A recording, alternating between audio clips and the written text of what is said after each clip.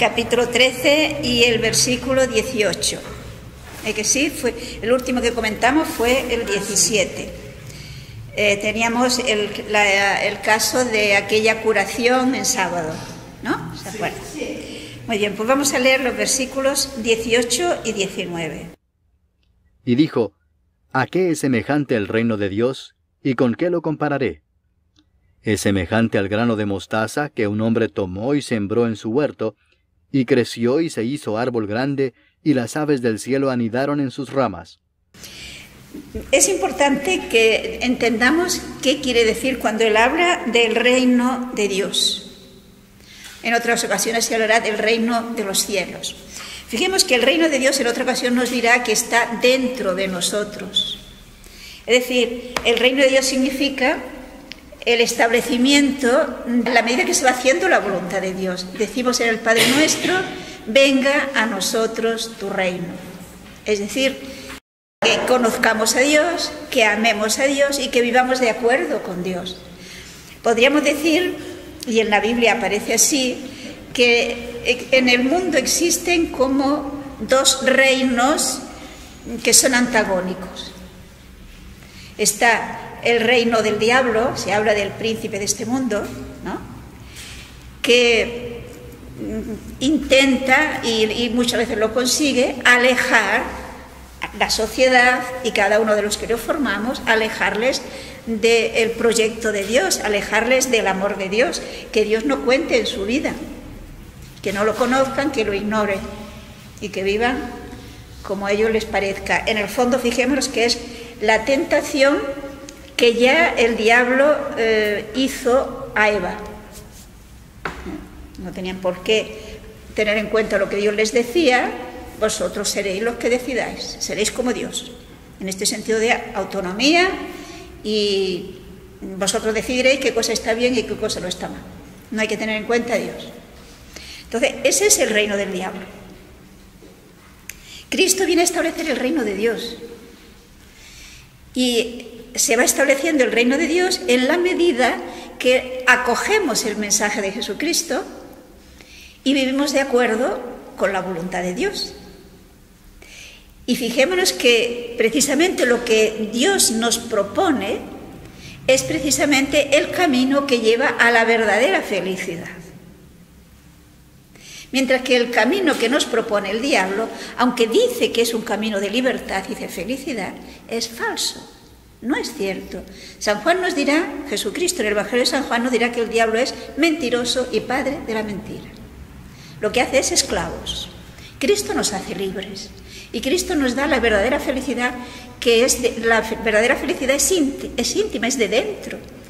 La felicidad nuestra no depende de nada de fuera, es algo que o está dentro, o somos felices porque estamos en paz y encontramos la plenitud en nosotros, o no, de fuera no nos va a venir.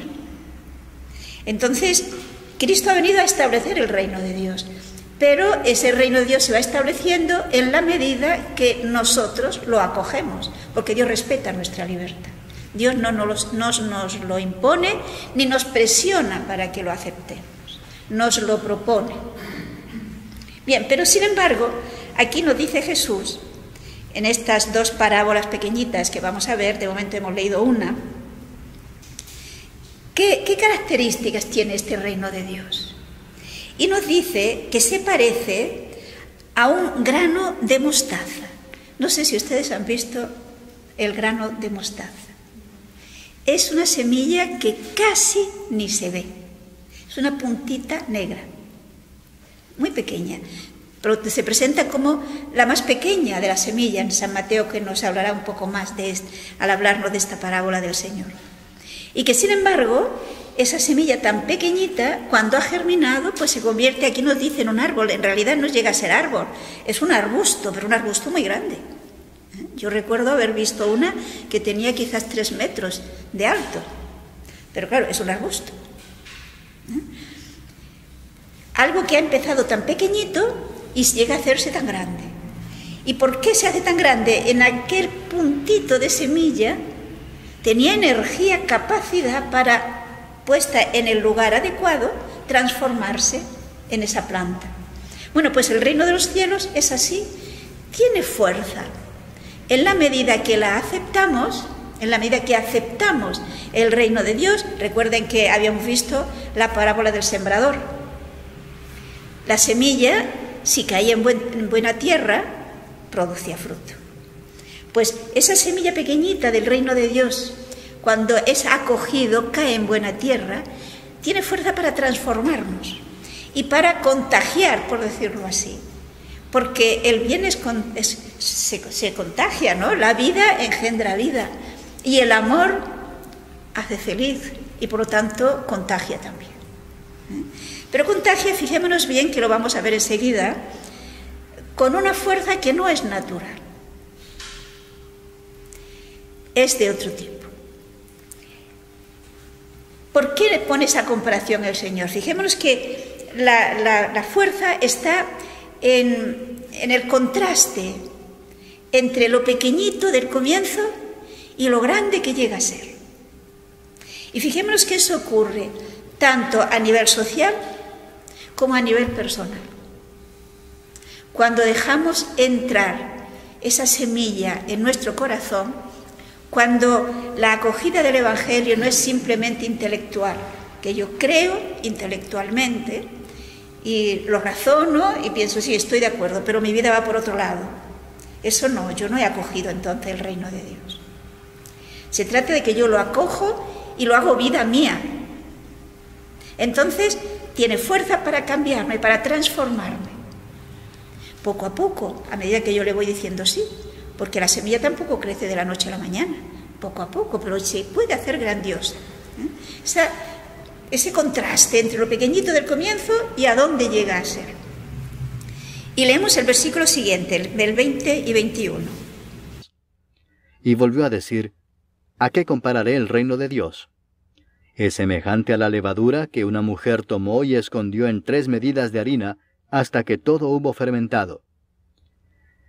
Si se fijan, la idea, diríamoslo así, es la misma.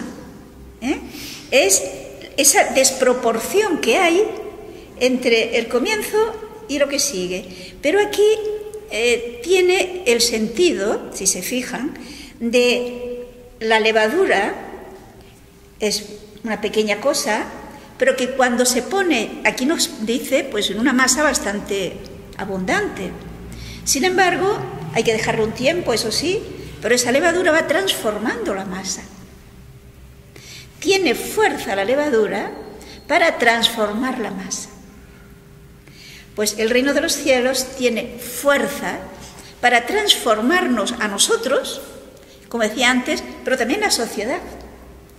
¿Y de dónde viene esa fuerza? Podemos ver en la carta a los Romanos, en el capítulo 1, el versículo 16. Porque no me avergüenzo del Evangelio, porque es poder de Dios para salvación a todo aquel que cree, al judío primeramente y también al griego. Fijémonos lo que dice del Evangelio, es decir, de ese mensaje del reino de Dios. Dice que tiene fuerza de Dios. Y recuerdo que María Benedicta, cuando comentaba esto, ella conocía muy bien el griego, decía que la palabra que usa aquí para hablar, que se traduce por fuerza, en griego es dinamis. Dinamis, ¿a qué le suena? Dinamismo, dinámico, dinamita, son palabras derivadas del griego dinamis. Y fíjense que todas esas palabras indican una fuerza que viene de dentro. Una persona dinámica es una persona que tiene energía, no le empuja a nadie para que actúe. Viene de dentro esa fuerza para actuar.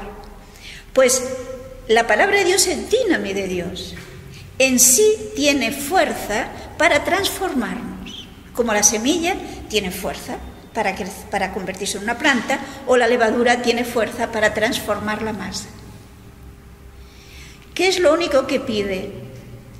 Pues que esté en el ambiente adecuado. Si yo la semilla de la mostaza no la meto en la tierra, no la siembro, claro que no se convierte en una planta. Si yo la levadura no la meto en la masa, Claro que no fermenta. Luego, ¿qué es lo que hace falta para que esa levadura, esa semilla, ese reino de Dios nos transforme y transforme la sociedad? Que la acojamos. Que la acojamos y la reflexionemos y queramos hacer la vida nuestra. Entonces, la misma palabra poco a poco nos va transformando, yo diría casi sin darnos cuenta. De la misma manera que la levadura va transformando la masa poco a poco y parece que al principio no ha pasado nada, pero cuando ha pasado un poco de tiempo ya sí se ve que va a transformar. Por lo tanto, fijemos que podríamos decir que esto, por una parte, nos mueve a tener confianza de que la meta de Dios es posible conseguirla. ¿Por qué? Porque ya no depende de nosotros. Es decir, depende de nosotros en el sentido de que yo tengo que acogerla. Pero la fuerza no es mía, me viene de Dios. Es fuerza de Dios que hace que yo me vaya mejorando, transformando. Los santos se han hecho santos sencillamente porque han acogido la palabra de Dios, han acogido el mensaje y han intentado colaborar poco a poco a ese mensaje. Y así, al final de su vida, pues han llegado a esa plenitud. Porque nadie nace santo. Pensemos que aquella masa sin la levadura no cambiaría. Porque la masa es masa, no tiene fuerza para cambiar. Y eso somos nosotros. No tenemos fuerza para cambiar y ser mejores, no. Pero si dejamos que la palabra de Dios venga a nuestra vida y vamos colaborando con lo que el Dios y esa fuerza nos va sugiriendo, pues claro que sí. Todos estamos llamados a ser santos. Si no llegamos, ¿por qué será? Pues porque no hemos dejado a la levadura que nos cambie. No hemos acogido el reino de Dios en nosotros. Eso es evidente. Es decir, si alguien piensa, no, es que yo no tengo madera de santo. No, ni tú ni nadie. Es que si no acogemos a esa levadura, nadie. Pero si la acogemos, todos. Porque es Dios el que quiere y el que nos da los medios. Siempre respetando nuestra libertad. Eso, desde luego. Y continuamos. Versículo 22 y 23. Pasaba Jesús por ciudades y aldeas, enseñando y encaminándose a Jerusalén. Y alguien le dijo, Señor, ¿son pocos los que se salvan? Aquí nos recuerda San Lucas lo que ya nos había dicho antes, que Jesús va camino de Jerusalén. Ya ha terminado el tiempo que hizo su predicación en Galilea y ahora ya va caminando hacia Jerusalén y va predicando por los lugares donde pasa. Y aquí hay uno que le hace una pregunta que era inquietante entonces y de alguna manera sigue siendo inquietante. ¿Son pocos los que se salvan? ¿No se lo han preguntado nunca? Sí. Muy bien, pues se lo preguntan a Jesús. Pero fíjense una cosa que es muy interesante.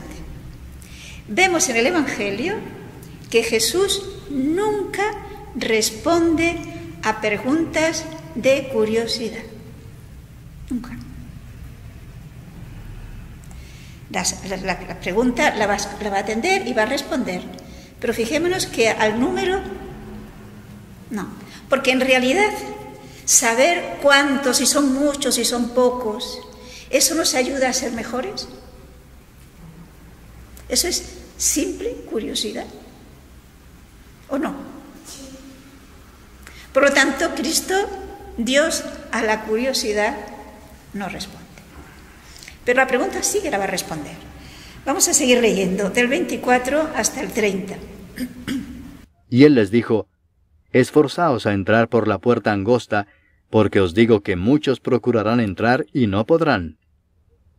Después que el padre de familia se haya levantado y cerrado la puerta, y estando fuera empecéis a llamar a la puerta diciendo, Señor, Señor, ábrenos, él respondiendo os dirá, No sé de dónde sois. Entonces comenzaréis a decir, Delante de ti hemos comido y bebido, y en nuestras plazas enseñaste. Pero os dirá, os digo que no sé de dónde sois. Apartaos de mí, todos vosotros, hacedores de maldad. Allí será el llanto y el crujir de dientes, cuando veáis a Abraham, a Isaac, a Jacob y a todos los profetas en el reino de Dios, y vosotros estéis excluidos. Porque vendrán del oriente y del occidente, del norte y del sur, y se sentarán a la mesa en el reino de Dios. Y he aquí hay postreros que serán primeros, y primeros que serán postreros. Como ven, Jesús no les dice si son muchos o son pocos. La respuesta de Jesús siempre va a la vida práctica. Y por lo tanto, ¿qué es lo que nos dice? Esforzaos por entrar. Se trata de esto, de que nosotros realmente nos esforcemos por entrar en el reino de Dios, es decir, que lo tomemos en serio. Pensemos que los fariseos pensaban que ellos tenían asegurada la entrada en el reino de Dios, la entrada en el cielo. Porque claro, eran hijos de Abraham y eran cumplidores de la ley, al menos en apariencia, como vemos, de corazón no. Y entonces Jesús aquí, porque no olvidemos que está hablando, la pregunta esta está dirigida sobre todo en los que se planteaban y pensaban, porque seguro que el pueblo en general no pensaría estas cosas. Y si nos fijamos, el Señor les está diciendo que no por el hecho de ser judíos, por el hecho de ser descendientes de Abraham, o por el hecho de ser fariseos, era un movimiento que se comprometían a vivir de un modo especial la fidelidad a la ley, no por eso van a entrar en el reino de los cielos. Para entrar en el reino de los cielos hay que esforzarse. Fijaos que el reino de los cielos, los israelitas lo comparaban con un banquete. Entonces, ocurrirá que en ese banquete, en el cielo, y se compara con un banquete porque un banquete sacia, ¿verdad? Nadie, cuando ha participado de un banquete, si es un buen banquete, sale con hambre, que no, sale saciado. Entonces, el reino de los cielos se compara con un banquete por esto, ¿no? Es un lugar de fiesta, de alegría y de plena satisfacción de nuestras necesidades. Pues en ese banquete del cielo, nos dice el Señor, que vendrán gente que no son del pueblo de Israel, que son de oriente y de occidente, de norte y de sur, y entrarán. Y resulta que los últimos serán primeros, y los primeros serán últimos. Porque para poder entrar es necesario esfuerzo, es necesario proponérselo en serio, porque nos dice que la puerta es estrecha. Es muy gráfica la imagen, ¿no? Por una puerta estrecha, si llevo muchas cosas, no cabe, las tengo que dejar, ¿verdad? Tengo un poco que encogerme para poder entrar. Pero fijémonos que la puerta es estrecha, pero está abierta. Es decir, puedo entrar si quiero, si me esfuerzo, pero llegará un momento en que se cerrará. Luego tengo que aprovechar cuando está abierta, porque no sé cuándo será, pero se va a cerrar. De hecho, para cada uno de nosotros, ¿cuándo se cerrará la puerta? Muy bien, en el momento que moramos. Ya se acabó la posibilidad de entrar. Si no hemos entrado, nos quedamos fuera. Luego, hay que esforzarse. Y dice que entonces algunos dirán, Señor, ábrenos. E incluso le dirán, pero Señor, si tú has predicado en nuestras plazas. Y Jesús le dirá, os digo en verdad, no os conozco. Y allí habrá llanto y crujir de dientes. Es una manera de expresar una situación de impotencia, de un arrepentimiento tardío, que ya no sirve de nada. Hemos perdido el tiempo. Pero Dios quiere que entremos. Y eso es muy importante. Dios quiere que entremos. Y Dios nos da todas las posibilidades para que entremos.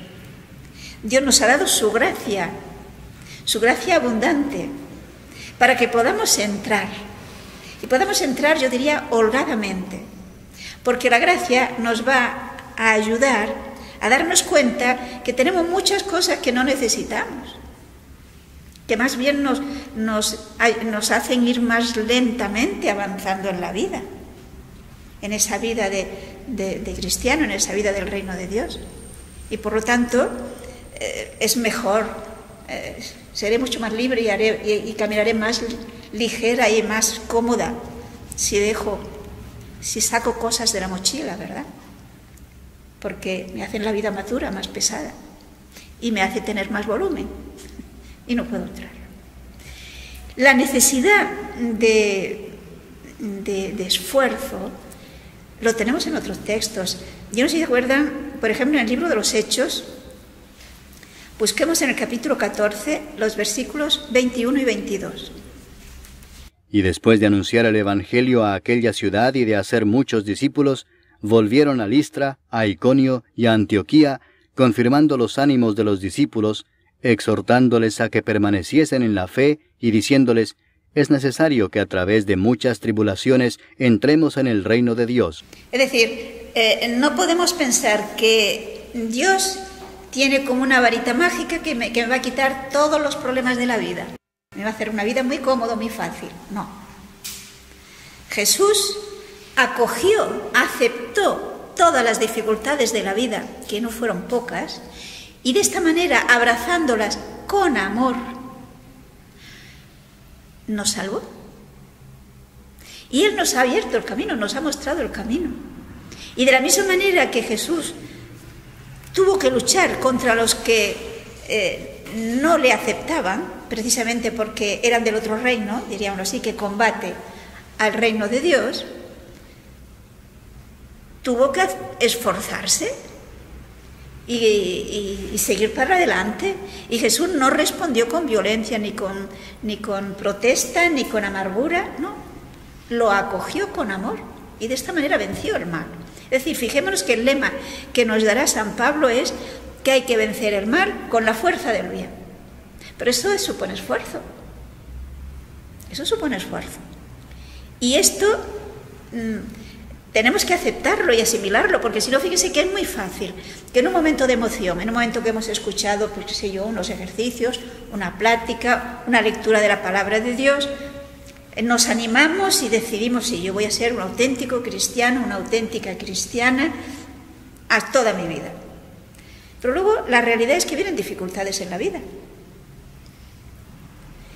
Y perseverar en esa buena voluntad, en esa decidida voluntad, cuando esa perseverancia me trae dificultades, si no estoy muy convencida, si tengo la idea de que Dios, Dios es bueno, si Dios me ama, tiene que hacerme fácil las cosas, es decir, si no conozco bien las leyes que rigen la pertenencia al reino de Dios, me desanimaré, como la semilla que cayó en medio de zarzas, ¿se acuerdan? En el sembrador.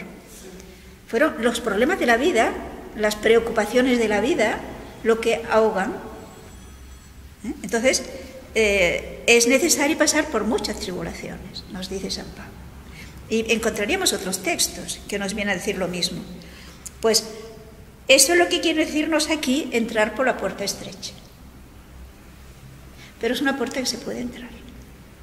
Es cuestión de quererlo, es cuestión de proponerlo.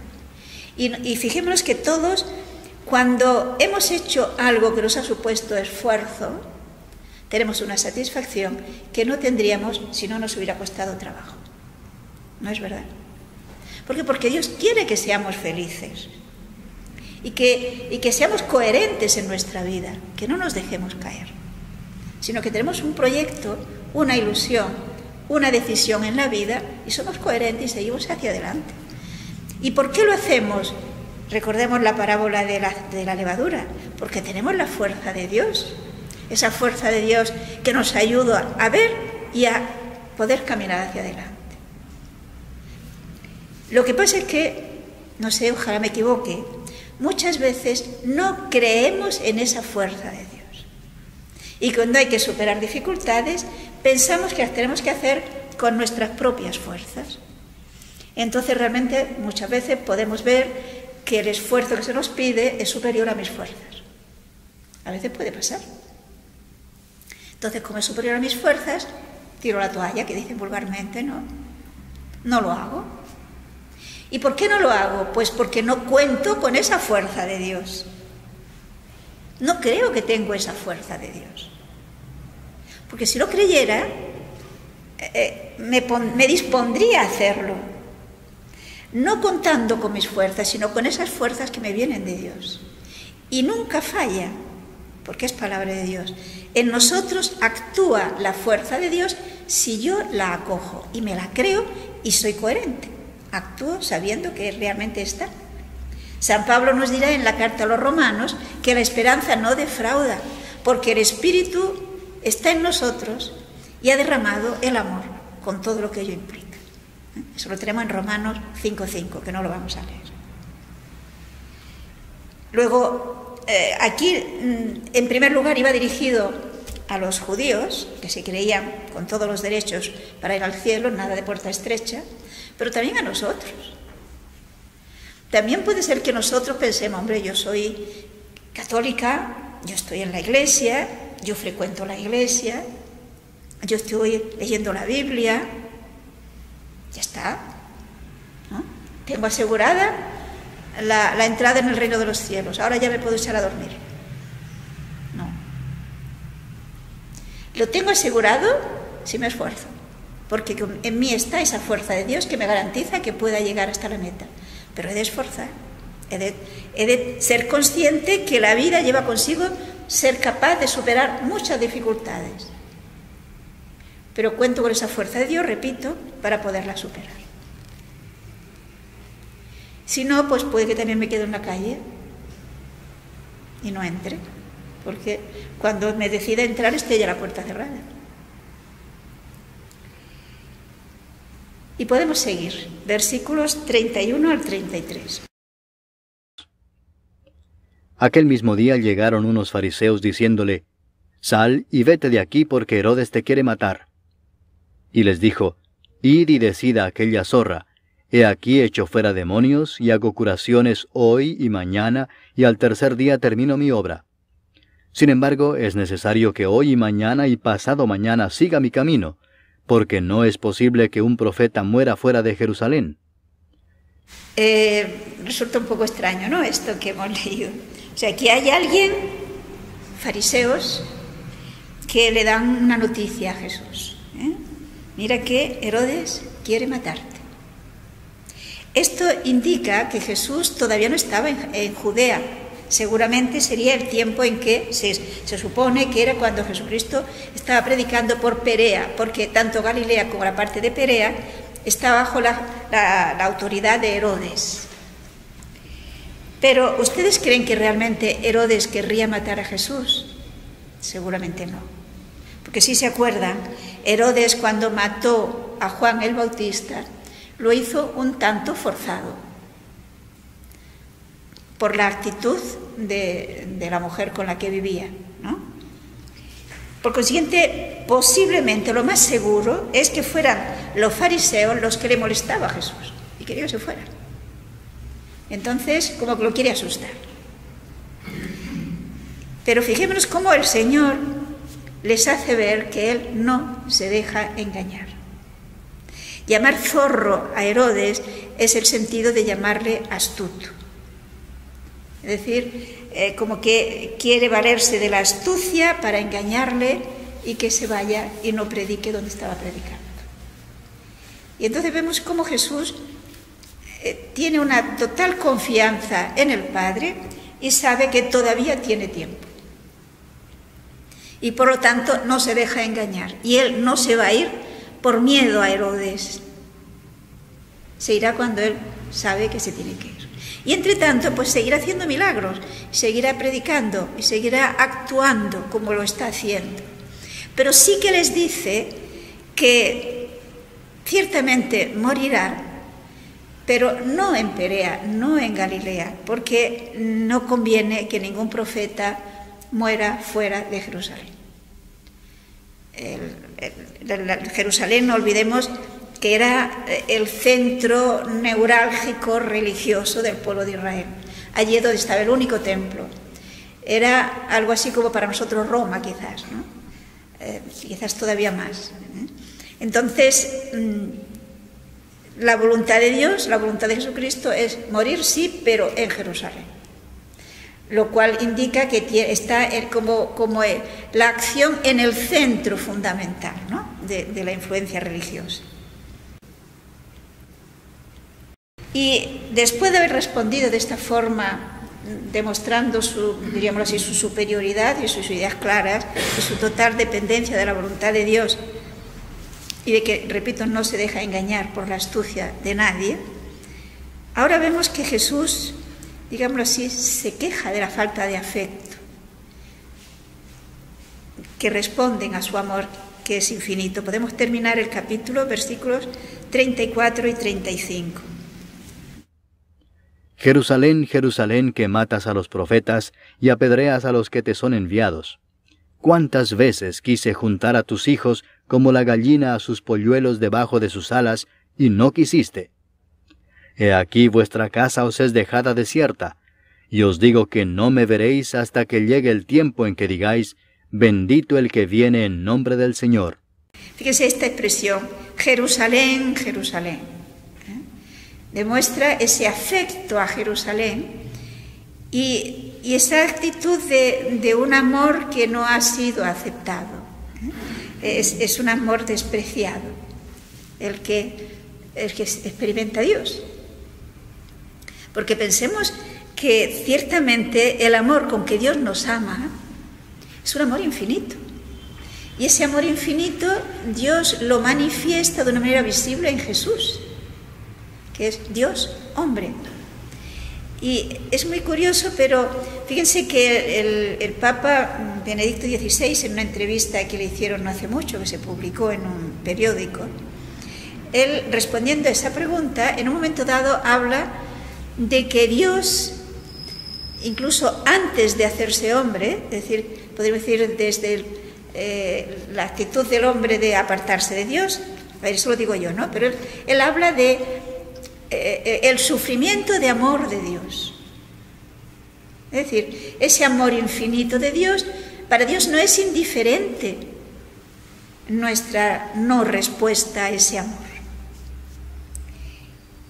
Y esto se manifiesta en Jesús.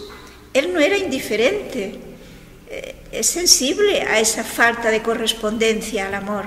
Jesús ha hecho y está haciendo todo lo que puede y más por mostrarles ese amor, esa compasión infinita de Dios. Porque fijemos que básicamente nos vamos encontrando en ese diálogo que aparece con frecuencia con los fariseos, una actitud de querer iluminar su ceguera, de querer que razonen y vean que efectivamente quiere ayudarles, quiere salvarles, les da una puerta todavía abierta. Y ese cerrarse a Jesús le es muy doloroso, aunque él sigue adelante sin hacer caso a ello. Pero Jesús amaba a su pueblo. Es un judío que ama a su pueblo, como todo el mundo ama a su patria, ¿no? Entonces, le duele que Jerusalén, precisamente porque no lo acoge, pues un día va a ser destruido. Y por esto se queja. Esta imagen de la gallina que acoge a sus polluelos, cuando defiende a sus polluelos, lo que hace es abrir las alas y los polluelos se meten debajo, ¿no? Y les protegen. Pero ya en el Antiguo Testamento tenemos textos en los que nos refleja esta misma actitud de parte de Dios. Podemos ver en el libro del Deuteronomio, al principio de la Biblia, ¿no? Capítulo 32, el versículo 11. Como el águila que excita su nidada, revolotea sobre sus pollos, extiende sus alas, los toma, los lleva sobre sus plumas. Fijemos que tenemos aquí igualmente esta imagen para explicar lo que hizo Dios cuando sacó al pueblo de Israel de Egipto y lo llevó a su tierra, a la tierra prometida. Lo compara con un águila que incita a sus polluelos y los pone sobre sus alas y los lleva, los traslada, les enseña a volar. Y así podríamos encontrar otros textos en los que se habla de esa actitud de protección, de misericordia, de presencia de Dios con su pueblo. Y que tenemos en el Antiguo Testamento muchos sitios, sobre todo en los profetas, en los que Dios se queja de que no encuentra respuesta. Pues aquí ese sentirse no acogido, ese amor despreciado, Jesús lo manifiesta también. ¿Cuántas veces quise juntar a tus hijos, no? Pero como consecuencia les dice que no le verán, pero habla de que llegará el momento en que digáis, bendito el que viene en nombre del Señor. Aquí hay quienes ven quizá una alusión a la conversión de Israel como pueblo. Llegará un momento, y esto está anunciado en más textos de la Biblia, en los que está predicho que el pueblo de Israel en cuanto tal, porque judíos, digamos, puntualmente ha habido conversiones y sigue habiéndolas. Pero se trata de la conversión del pueblo. Es todo Israel que reconocerá que Jesús es el Mesías. Y hay quienes ven aquí una insinuación de ese momento de la conversión de Israel. Pero de momento, mientras Jesús vivió, lo rechazaron. Y fijémonos que si el Señor se queja, es porque si leemos atentamente el Evangelio, veremos que si el pueblo de Israel rechazó a Jesús, es porque esa minoría, que eran las autoridades religiosas de Jerusalén, lo rechazaron. Si Jerusalén hubiera aceptado a Cristo, todo Israel lo habría aceptado. Pero no quisieron cambiar, no quisieron aceptar que iban equivocados en su falta de, digamos, en su hipocresía. Bien, vamos al capítulo 14 y leamos los versículos 1 al 6. Aconteció un día de reposo que, habiendo entrado para comer en casa de un gobernante que era fariseo, éstos le acechaban. Y he aquí estaba delante de él un hombre hidrópico. Entonces Jesús habló a los intérpretes de la ley y a los fariseos diciendo, ¿es lícito sanar en el día de reposo? Mas ellos callaron, y él tomándole le sanó y le despidió. Y dirigiéndose a ellos dijo, ¿quién de vosotros si su asno o su buey cae en algún pozo, no lo sacará inmediatamente aunque sea en día de reposo? Y no le podían replicar a estas cosas. Aquí nos encontramos con que uno de los principales fariseos, invitan a comer a Jesús. Era normal que el maestro que había hablado en la sinagoga, pues le invitaran a comer. Pero en este caso le invitan, si se han fijado, con la intención de vigilarle. Le estaban observando. Quieren encontrar algo para desprestigiarle ante el pueblo, por tanto para poder acusarle. Era costumbre en Oriente que en esos banquetes no solamente entraban los invitados al banquete, sino también podían entrar otras personas, no para comer, sino para ver, como un espectáculo. Entonces, este enfermo, por lo que se dice de que lo despidió, se supone que probablemente no era un invitado, no estaba en la mesa, sino que seguramente entró pues con la esperanza de que le curara. Podemos imaginarnos perfectamente, ¿no? Y nos dice que Jesús, fíjense bien, es quien toma la iniciativa, antes de curarle, quiere iluminar a esos fariseos, ayudarles a que piensen. Y por consiguiente, ¿qué hace? Le dice al fariseo, ¿es lícito curar en sábado o no? Claro, ¿cómo decir que no? Pero decir que sí. Ellos que tenían tan estricto lo de el descanso del sábado, que si se fijan lo interpretaban mal, porque como dirá, después Jesús les dirá, son unos hipócritas, porque otras cosas que son trabajo realmente lo hacen, y es normal que lo hagan. Si se le cae su hijo al pozo, no lo va a dejar allí hasta que pase el sábado, lo saca. O si se le ha caído un animal, igualmente lo saca. En otra ocasión dirá que también los lleva a beber. Es decir, hay cosas que lo ven que es normal que lo hagan. ¿Y a este? Por esto se dice que ellos callaron, posiblemente porque no supieron qué responder.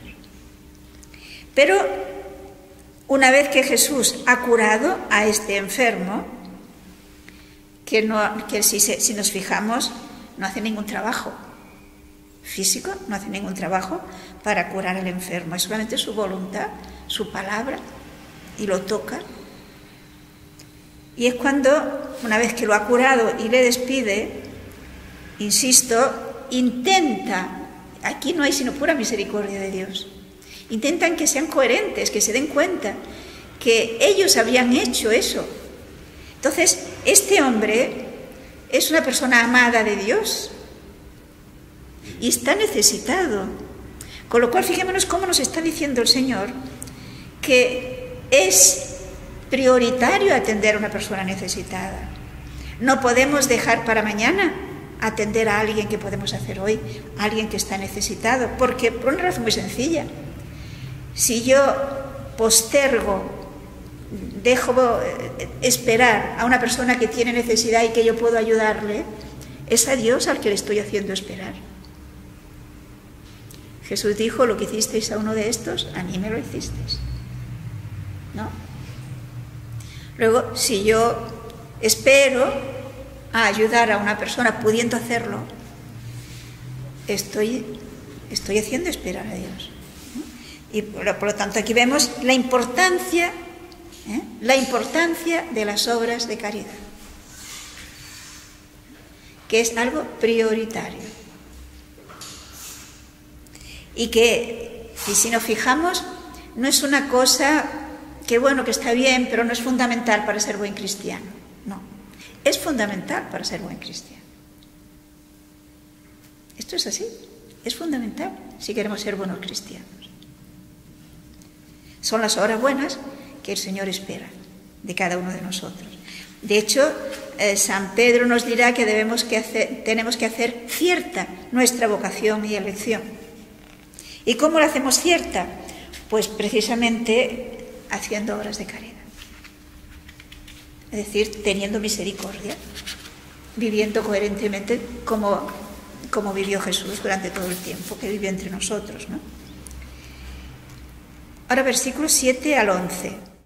Observando cómo escogían los primeros asientos a la mesa, refirió a los convidados una parábola diciéndoles: Cuando fueres convidado por alguno a bodas, no te sientes en el primer lugar, no sea que otro más distinguido que tú esté convidado por él, y viniendo el que te convidó a ti y a él, te diga: da lugar a éste, y entonces comiences con vergüenza a ocupar el último lugar.